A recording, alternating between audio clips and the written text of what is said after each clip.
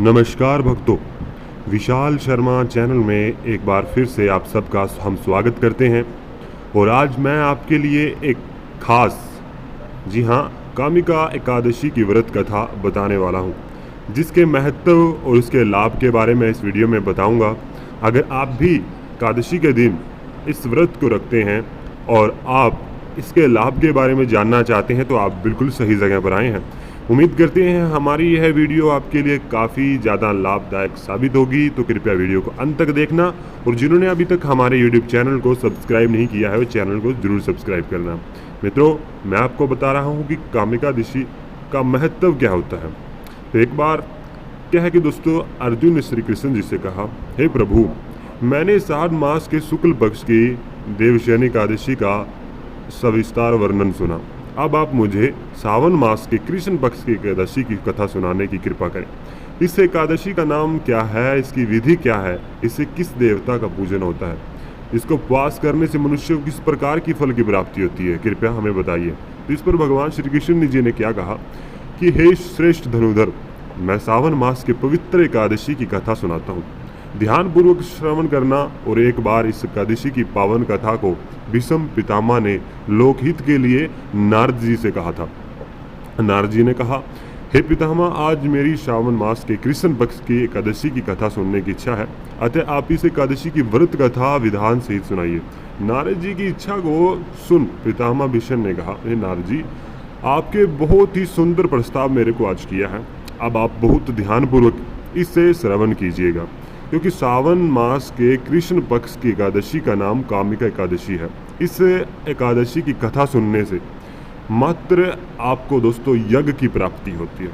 कामिका एकादशी के उपवास में शंख, चक्र, गदाधारी भगवान विष्णु का पूजन होता है। जो मनुष्य इस एकादशी को धूप, दीप आदि से भगवान विष्णु की पूजा करते हैं, उन्हें गंगा स्नान के फल से भी उत्तम फल प्राप्त होता है।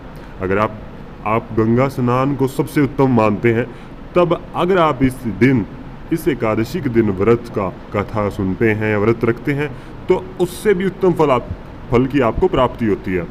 जैसे कि सूर्य ग्रहण और चंद्र ग्रहण में, केदार और कुरुक्षेत्र में स्नान करने से जिस पुण्य की प्राप्ति होती है, वह पुण्य कामिका एकादशी के दिन भगवान विष्णु की भक्ति पूर्वक पूजा करने से भी प्राप्त होता है।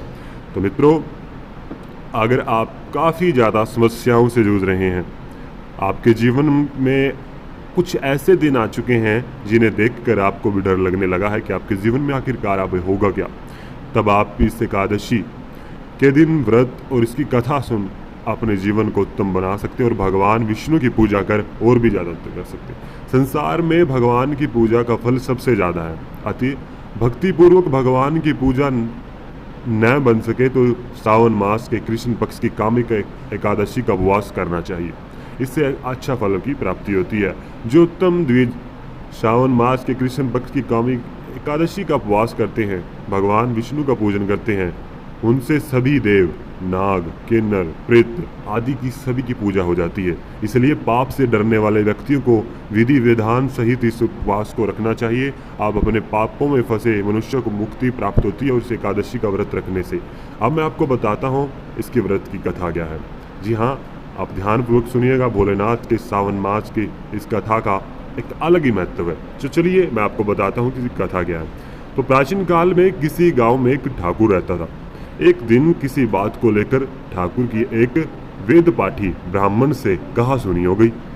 बात इतनी बढ़ गई कि ठाकुर के हाथों में ब्राह्मण की हत्या हो गई। ब्राह्मण के मर जाने के बाद ठाकुर को ब्रह्म हत्या का पाप सताने लगा। उसका सारा धन, मान, संपत्ति, परिवार, पुत्र सब कुछ छिन गया। उसने ब्रह्मा हत्या के पाप से छूटने का उपाय ऋषियों से पूछा। तो ऋषियों ने उसे सावन मास के कृष्ण पक्ष में आने वाली कामिक एकादशी का व्रत करने के लिए उन्हें सलाह दी। तो ऋषियों के बताए अनुसार ठाकुर ने व्रत किया और ठाकुर ब्रह्म हत्या के पाप से मुक्त हो गया। तो इतनी ही इसके अंदर पावर है। अगर जो भी व्यक्ति कामिका एकादशी का लाभ उठाना चाहता है, तो आज के दिन आप इसके व्रत रख और नियमित भगवान विष्णु की पूजा कर इसका लाभ उठा सकते हैं। अब मैं आपको बताता हूँ कामिक एकादशी के लाभ क्या है। कामिक एकादशी का व्रत रख भगवान विष्णु का पूजन विभिन्न मिष्ठान फलों आदि से करना चाहिए, जिससे कि जीवन के समस्त सुख प्राप्त हो सके, जीवन में स्वयं आध्यात्मिकता का विकास हो सके। नंबर 2 आता है कि इस एकादशी का व्रत रखने वाले के जीवन से सारे आभास समाप्त हो जाते हैं, सुख सौभाग्य संपत्ति भूमि रत्नाभूषणों की प्राप्ति होती है। इस व्रत के प्रभाव से गोदान करने के सम्मान पुण्य फल प्राप्त होता है। सबसे बड़ा दान होता है गोदान, गौ माता का दान। तो अगर इससे भी पुण्य आपको फल प्राप्त करना है तो आप आज के दिन की इस व्रत को रख सकते हैं और अपने जीवन को सुखमय बना सकते हैं। इस एकादशी को मोक्ष प्रदाता कहा गया है। इस व्रत को करने से मनुष्य कभी अकाल मृत्यु को प्राप्त नहीं होता। इस एकादशी की रात्रि में शुभ घी का दीपक भगवान विष्णु के समीप प्रज्वलित करने से मोक्ष की प्राप्ति होती है। तो अपने रात्रि के समय में शुद्ध देशी घी का भगवान विष्णु जी को एक दीपक जलाना है, अगरबत्ती लगानी है और नियमित, अगर आप आज के दिन व्रत रखते हैं और नियमित अपने दोस्तों सभी सुख पाना चाहते हैं तो इस कार्य को अवश्य करना। एक अच्छे फल की प्राप्ति भी होगी और आपके सभी काम बनने भी शुरू हो जाएंगे। उम्मीद करते हैं हमारी यह वीडियो आपके लिए काफ़ी ज़्यादा इंटरेस्टिंग रही होगी।